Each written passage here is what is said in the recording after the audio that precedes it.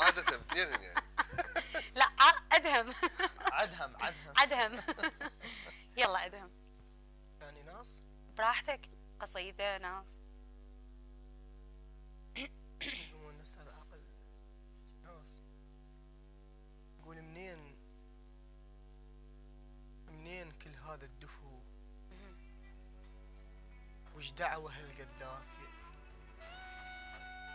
اخذي عافيتي ولو بي قليل العافية اسم الله لو هب الهوى وفزز قصايب غافية برويحتي شلتش طفل وصلت دمعته شفايفه وحنيت لك كحلة ودمع ضحكة وقصيدة وسالفة ما دام ضميتك نفس مكسورة ليش وخايفة عيوني من فارقة تشفج دنيا ما نشفت بجيها برد خصلة من القصيدة جيت أضمهم سنين بيها روحك اللي علمتني أفرح فصلة الضحكة بديها بيني وبينك خطوة وباب وأهلي وأهلك ما يعرفون إيش قد أحباب كلها بهاي الدنيا تكذب بس العاشق مو كذاب ما عرفوني أو نزلن دمعات من عيوني وصارن فوق العتبة تراب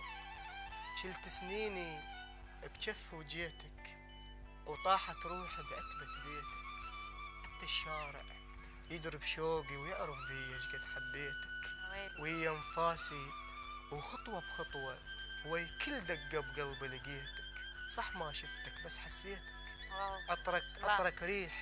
عطرك ريح ويعصف بي وكلش كافي من اشتميت الله ادهم.